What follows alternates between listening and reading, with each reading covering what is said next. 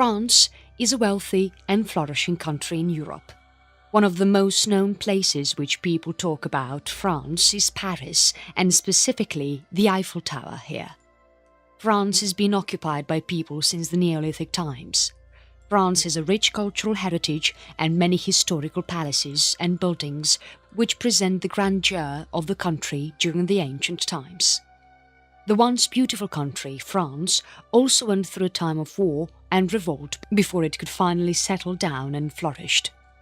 Like most revolutions, France too was tired of the monarchy and the overly rich aristocrats who took advantage of the peasants and the working class. There were other reasons too. France had become one of the most populated countries in the entire Europe. More population mean more food and goods for the consumers. France had spent heavily on the American Revolution and the ruling King Louis XVI, and his predecessor had left the country almost bankrupt.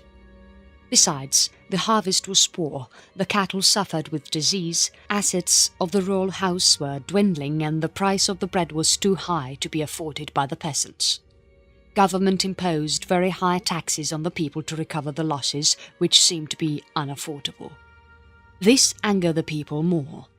The people showed their frustration towards the government through strikes, theft and riots. The French Revolution had uprooted the monarchy and feudal system. People wanted sovereignty and absolute rights. Trail of events in French Revolution. Historians have blamed King Louis XVI to have laid the groundwork of the French Revolution.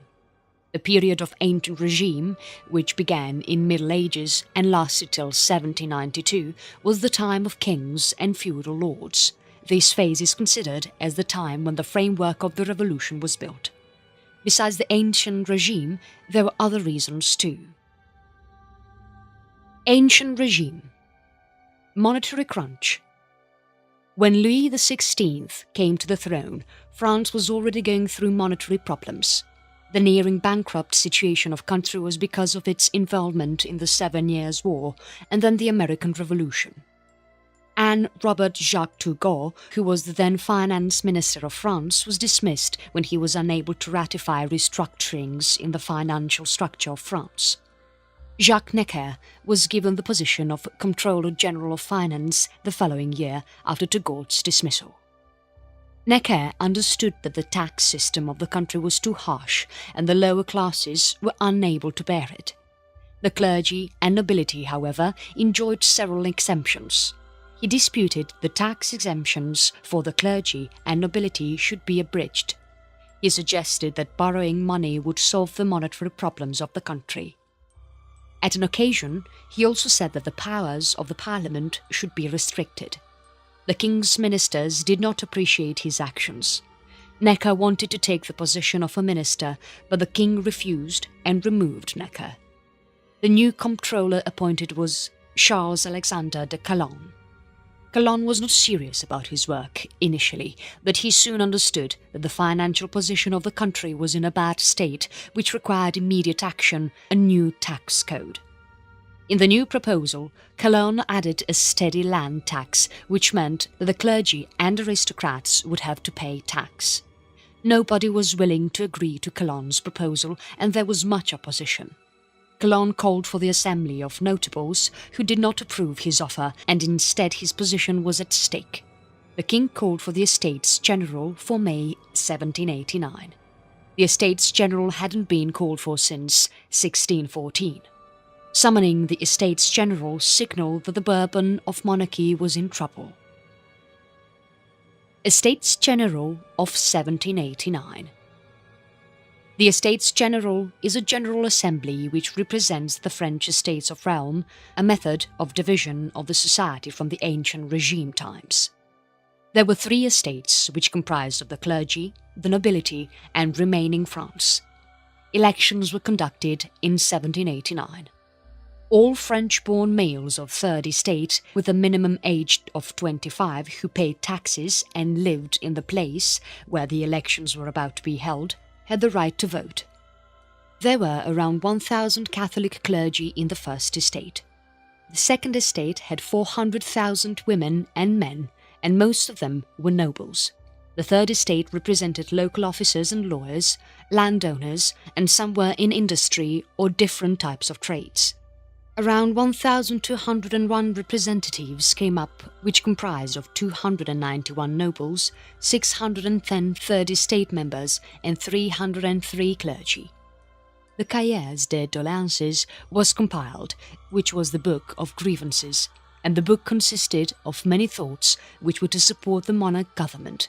In the beginning, people thought the Estates General would help in improving the taxes. Verification of powers was the first on the list of the Estates General, but all the three estates failed to have a successful discussion together. The discussion diverted from taxes to organizing a legislature separately. A Catholic clergyman and theorist, Abbe Sieyès, said that the Third Estate, who were now addressed as communes, should continue with verification and asked the other two estates to take part too.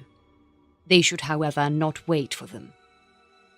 June 13, 1789 was the date selected for the verification of the powers. They invited the first two estates. The three estates could fail to come together, so the Third Estate completed the procedure of verification. They proclaimed themselves as National Assembly of the People. The others were invited to join them, and they also made it quite clear that the affairs of the state would be run by them. They could choose to stay or leave. They slowly increased in their count and now had the power to dictate any combined assembly. The courtiers of the king suggested that he take action against the National Assembly. On June 20, 1789, the hall where the National Assembly met was closed. The participants moved their gathering to a tennis court. They took the tennis court oath, which they decided not to separate till they had done something about fall of France. The tennis court was also closed for them, and they met in church of St. Louis. Several clergy joined the National Assembly. The Third Estate had necessitated that all the deputies should verify the credentials of a deputy instead of an estate examining the credentials of their own members. However, the other estates did not agree to this. It was said by Necker that the credentials should be verified by self-estates and the king should be the judge. National Assembly. The National Assembly played an important role in the French Revolution. Formed by the Third Estates, the Assembly was formed on June 13, 1789, and lasted less than a month till July 9, 1789, and later on the Legislative Assembly, National Constituent Assembly, took its place on September 30, 1791. The king addressed all the representatives of the three estates on June 23, 1789. The members chose not to speak throughout the speech of the king, and when he concluded and asked them to leave, all the clergy and nobles left, but the deputies of the common people did not go. Honoré Gabriel Riquet de Comte de Marabou said that the assembly was surrounded by a military force. The armies belonged to the king, and questioned whether the enemies were at the gate. He necessitated that an investigation done. He added that the king was bound with an oath, and unless a constitution formed, the king couldn't leave. The deputies were fixed on their thoughts. The assembly was joined by 47 more members of the nobility, along with Duke of Orleans.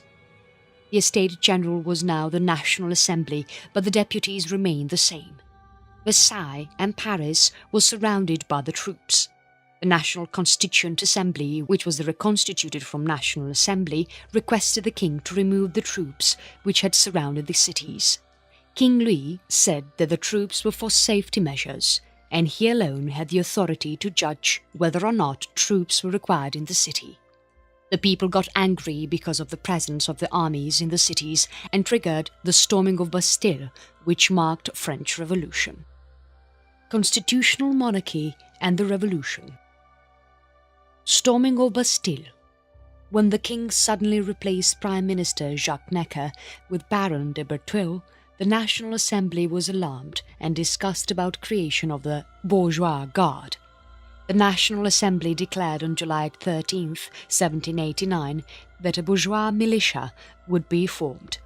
The newly formed militia needed weapons, who then stormed the Les Invalides, which is a compound of many buildings which are related to military history of France.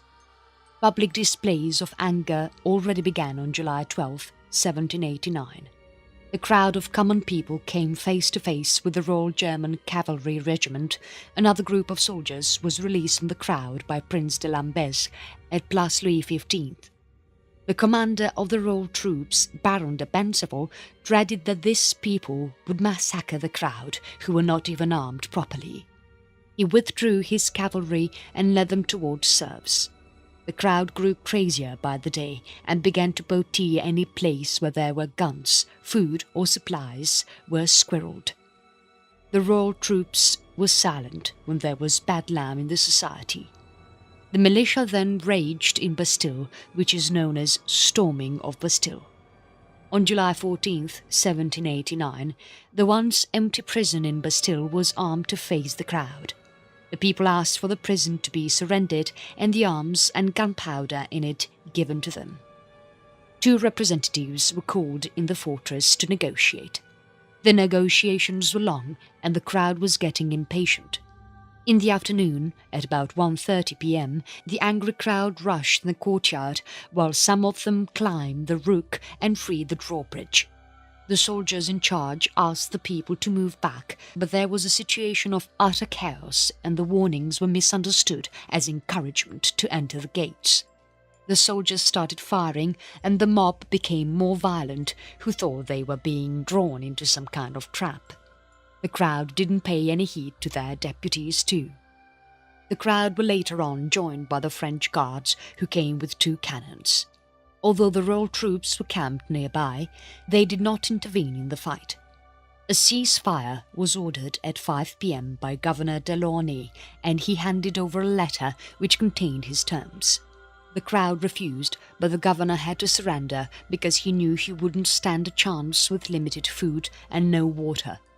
The gates of the inner courtyard were opened and the fortress of Bastille was freed at 5:30 p.m. Governor Marquis de Louie was dragged by the crowd and stabbed to death. The French guards did not let the crowd harm the regiment, who were sent back to their regiment. Lieutenant Louis de Flue gave a full account of what happened in Bastille, and the entire culpability was put on the 5,000 royal troops who were camping in Champs de Mars and failed to take action when Bastille was attacked. Abolition of feudalism and declaration of the rights of man. With so many revolts and rebellions of the peasants, feudalism was already about to end, and finally on August the 4th and 11th, 1789, the 3 August decree National Constituent Assembly eliminated feudalism and privileges. Personal serfdom was finally gone. There were other rights which only nobility had. The tithe, which the 10% tax was gathered by the First Estate in the name of church, was also abolished. Some towns, nobles, provinces, cities and clergy lost their special privileges with the August decrees. Also the peasants were to pay to have seigneurial dues released, and more than 1/4 of the farmlands of France were affected by this. The source of income for several landowners was also abolished. Some of the other proposals included equality in punishment, anyone could go into public offices, freedom of worship, conversion of tithe into payments subject to recovery, and many more. The peasants' lands were free and did not have to pay compulsory taxes. The decisions which were made during August 1789 endured and were made a part of the books of modern government of France. The entire aristocratic society was shattered. They no longer had any privileges. Individuals were free to do anything which was not prohibited by the law. The old system of law was structured on 13th regional parliaments, was deferred in the month of November 1789, and by September 1790 it was abolished completely. The pillars of the old government were demolished overnight. The Declaration of the Rights of Man and of the Citizens was published on August 26, 1789, which consisted of a declaration of values more than a constitution with lawful effect. The National Constituent Assembly was not only a legislature, but also performed the work of a body that drafted a new constitution. The October March. Another important occurrence in the French Revolution is the October March, or as it is commonly known as the Women's March on Versailles. On October 5, 1789, several French women were seen mutinying over the increased prices and shortage of bread in the market. Their acts were entwined with the undertakings of the revolutionaries who were already looking for political reforms in France. Soon, the small group of women had become a crowd of thousands, and invigorated by the revolutionary protesters, they looted the city armory for weapons and paraded to the palace of Versailles. They surrounded the palace grounds, and in a vehement confrontation they put forth their demands in front of King Louis XVI. The palace was raided, and the king was forced to go to Paris along with the mob. The mob's number had increased to 60,000. The mob was merry, and they had a nose of victory in them. The mob arrived at the Tuileries Palace, which had been abandoned for a long time. The women of Paris were highly appreciated by the people for the fact they had undertaken. Mayor Jean-Sylvain Bailly officially welcomed King Louis XVI to Paris. There were many deputies of the monarch who didn't go to Paris, for they thought the mob was too dangerous for them, and some of them went as far as fleeing the country. Dechristianization of the Church. The revolution initiated a huge movement of power from the Roman Catholic Church to the state. For centuries, the Church had been powerful and the largest single landowner in France. 10% of French lands were under them. The Church did not have to pay taxes, but they took tithe, which is a 10% tax on income. This is collected in form of crops from the peasants, and a very small portion of this was distributed among the needy. The Church was hated by all, and because of this, its power deteriorated in the opening of Estates General in May 1789. There were 130,000 members of clergy in the First Estate. August decrees nullified the Church's power to impose tithe. To deal with the financial crisis of the nation, on November 2, 1789, it was declared that the entire property of the Church was at the nation's disposal. The property of the Church was used to support the new currency, assignats. From making payments to the clergy to looking after the sick, poor and orphans, everything was taken care of by the country. The person who bid the most could buy the land which was being auctioned by the Assembly in December 1789. In a couple of years, the value of assignats had decreased by 25%. Next, the monastic vows and all religious instructions were liquefied. The nuns and monks were encouraged to go back to their normal lives, and several of them got married too. On July 12, 1790, the civil constitution of the clergy was passed, which made what was left of the clergy to employed of the nation. An election system was formed for the parish priests and bishops, and a specific pay scale was set for the entire clergy. Catholics were against this election system, as it repudiated the Pope's power in Rome on the Church of France. A group of bishops got together and wrote a declaration which stated that they were unwilling to accept the law. After this act, the National Assembly required all the clergy to take an oath of loyalty. There were some who took the oath, while some of them preferred to remain loyal to the Pope in Rome, causing a rift in the Church. Those who swore by the oath were known as constitutional, while those who were against it were known as refractory clergy or non-juring. In areas such as Vende, Brittany and Normandy, there were very few priests who took the oath. This act of the clergy made the civilians furious. With just 24% of clergy loyal to the legislation, people went against the clergy and forced them to exile, and many were called traitors and were executed. This civil constitution was not accepted by Pope Pius VI in Rome, which made the French Church all the more isolated. In 1793, a new republican calendar was developed, which had 10 weeks, making it extremely challenging for the Catholics to remember saint days and Sundays. The holidays went down from 52 to 37, which had the workers grumbling and annoyed. The Christianization was at its peak during the Reign of Terror. There is no specific date known of when the Terror started, but the historians have marked 1794 as its end. During this time, there were thousands of priests who were arrested and thrown in prison, while several were killed. Churches were trampled and religious images were destroyed. The revolution was such that the people tried to replace the Catholic Church completely. The local festivals were celebrated instead of the religious ones. Cult of Reason was established, which was most important step in de-Christianization. The Cult of Reason was established as an opposition to the Church. Its main goal was perfection of humanity through liberty and truth. However, this also led to counter-rebellions when the local people sometimes counter-attacked the revolutionists along with the clergy who were being hunted. There was chaos in the nation. Ultimately, the campaign had to be abandoned, and this was replaced by Cult of the Supreme Being, which was also non-Christian. In years to come, Napoleon Bonaparte, when was to rule, he would have put a stop to de-Christianization, and the relationship between the French state and Catholic Church of Rome would have been re-established. This would last till 1905, till the Third Republic would have annulled it. This harassment of the clergy and the church led to another rebellion within the French Revolution, which is known as War in the Vende. This struggle began in the year 1793 in the region of Vende.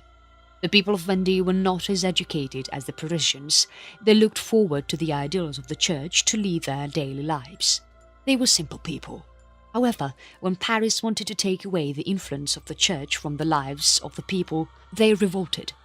The Royal Army, Catholic Army and some local people were supporting this revolt and had to face the military of Vende and then the Republican armies.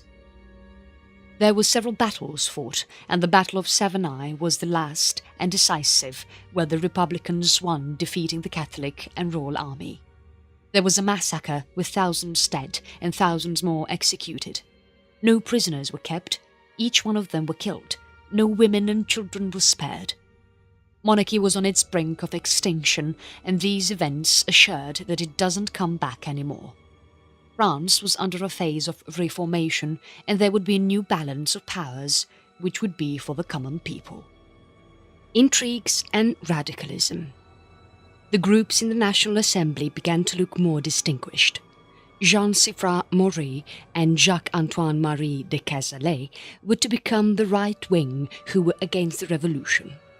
People like Jean-Joseph Monnier, Comte de Clément Tonnerre, Pierre Victor Malouet, Comte de Lally-Tolenda, Comte de Villelong with Necker also wanted France to revolutionize, but they wanted to follow a British form of constitution.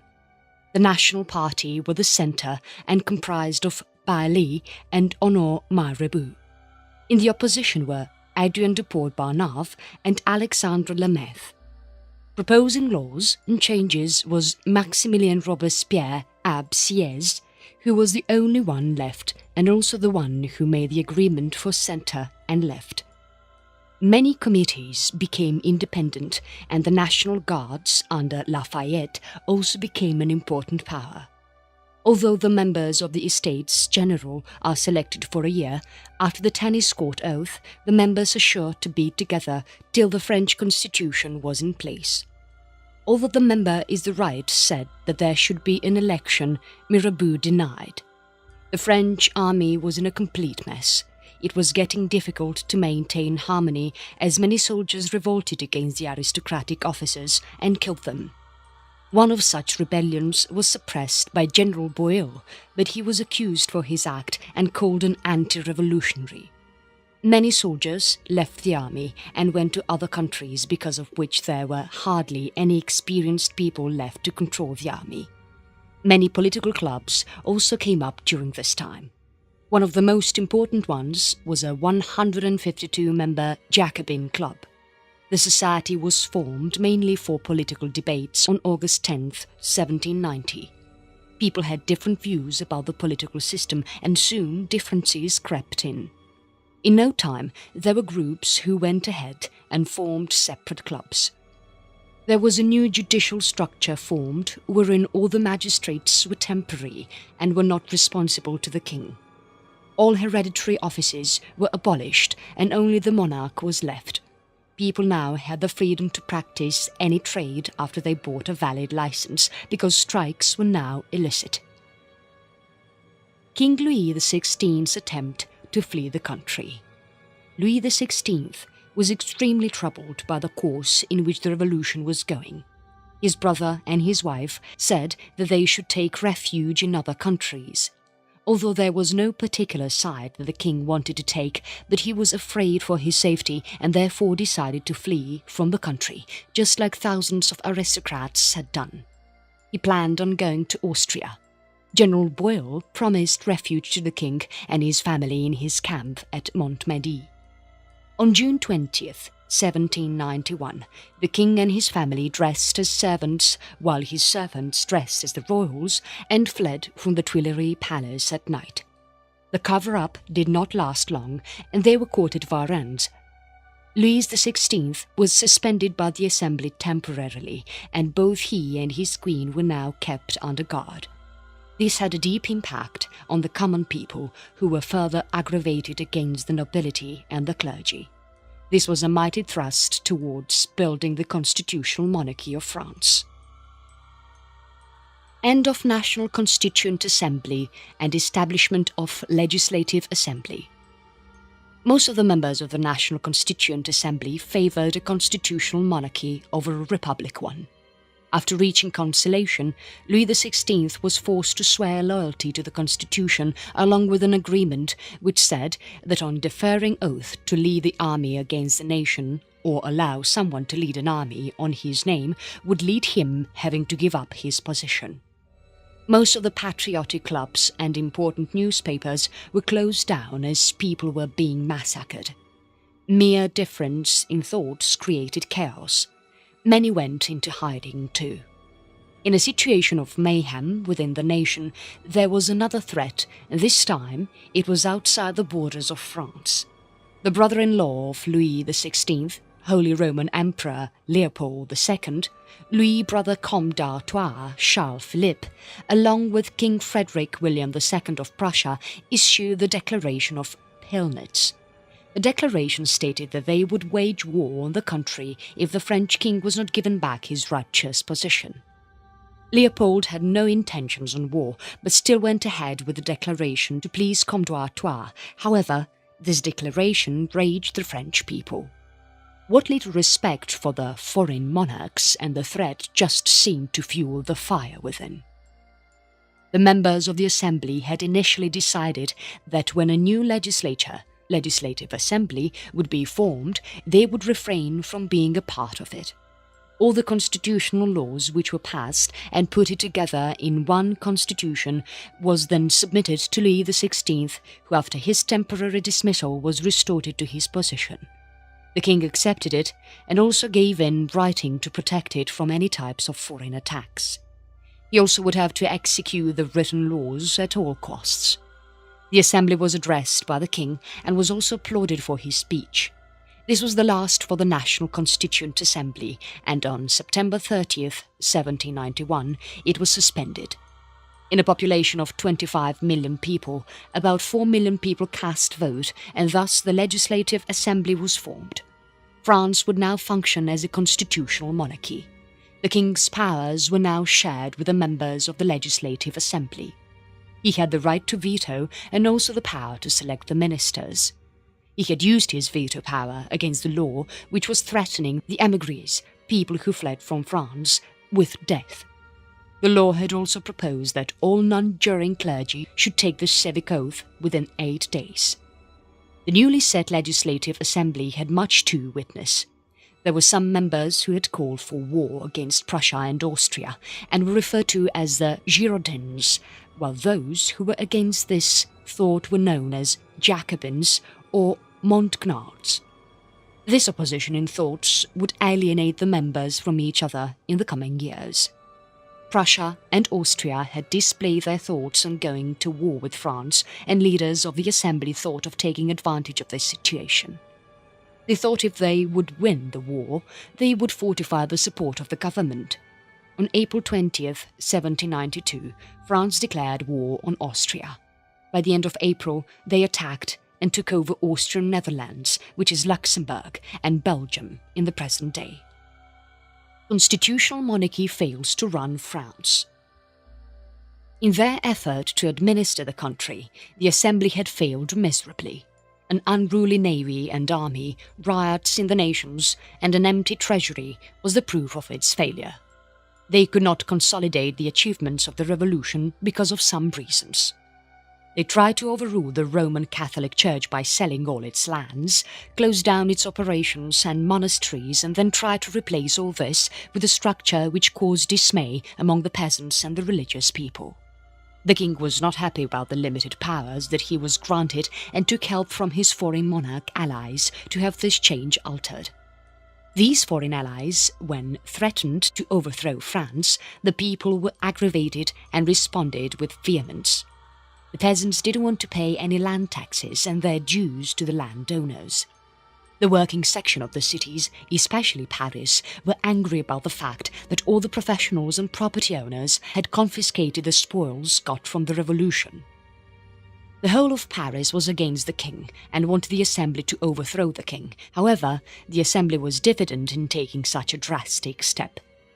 On August 10th, 1792, an angry mob of Parisians, rebellions and hundreds of soldiers from all the cities of France went to residence of the king at the Tuileries Palace and attacked the Swiss guards and killed them. Louis XVI then left the palace along with his family and went to the assembly, who was gathered in the Salle du Manégot, just opposite the palace.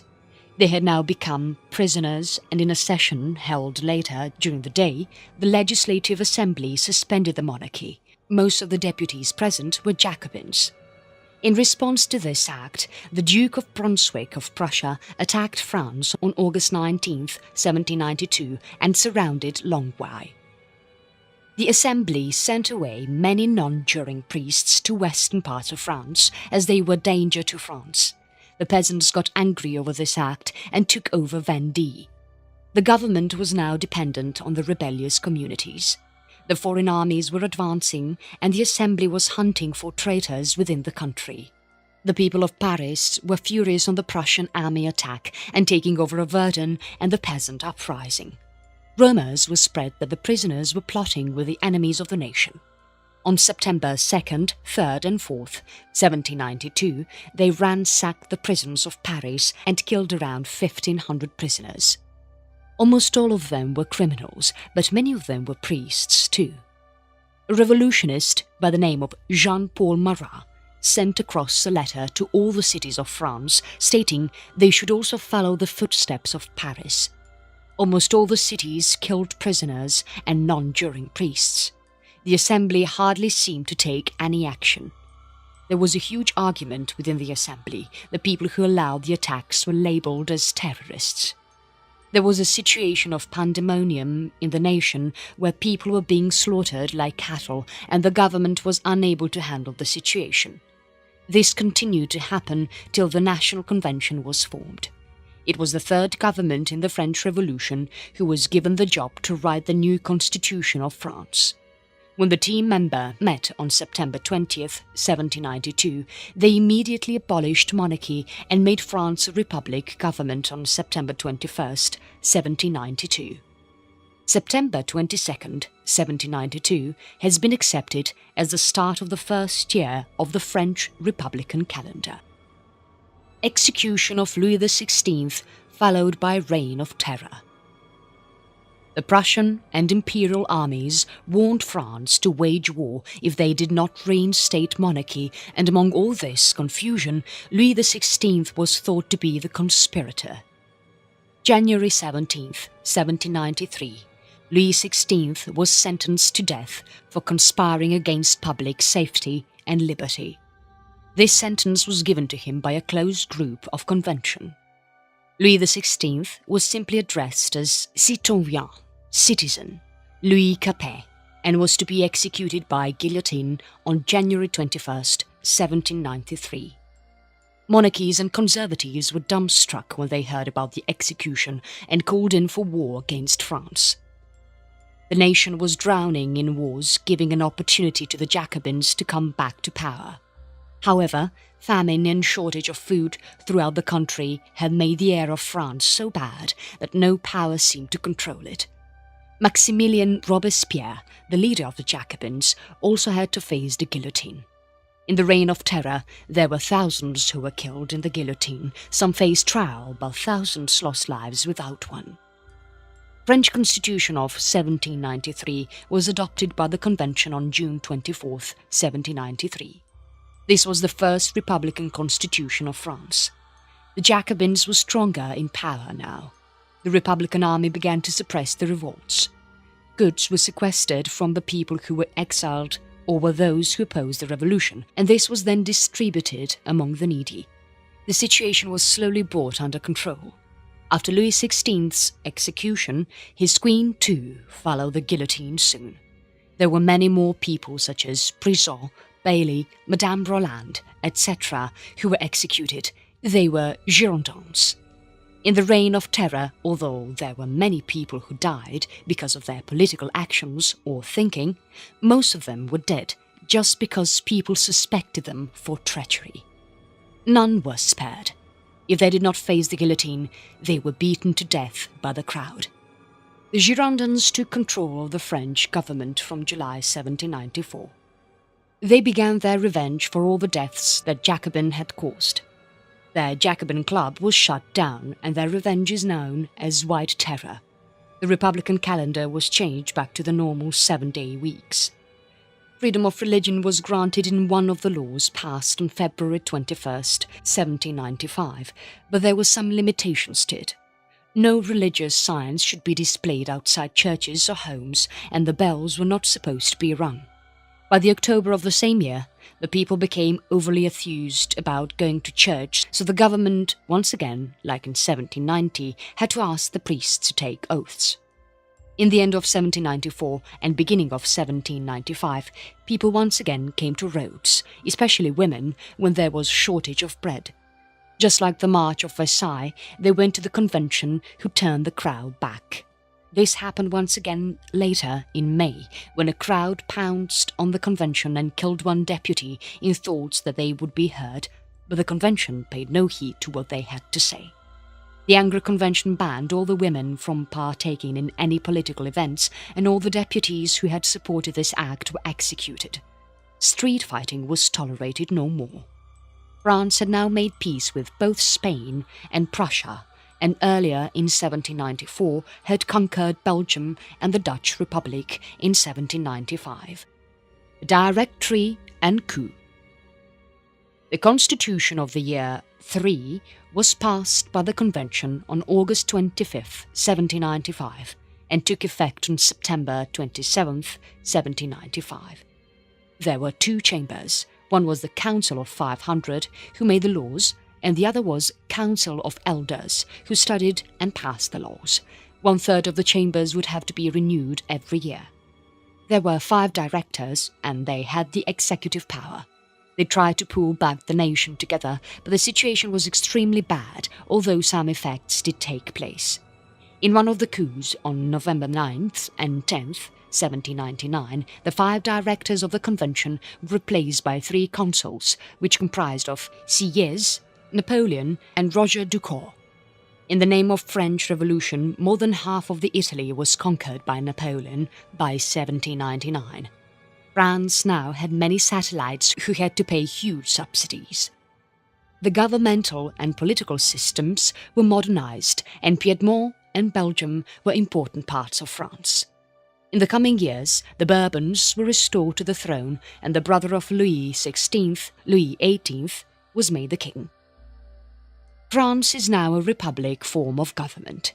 The Prime Minister is the head of government, and along with his group of ministers, he sees to the affairs of the government. The appointment is done by the President of the nation. Although there were many evils of the society which came to an end in the revolution, there were thousands of lives that were taken in this revolution. The Revolution of France is a perfect example where the power of common man is witnessed. Besides France, there were more countries who benefited out of this revolt, especially Italy. It was a revolution of mortality.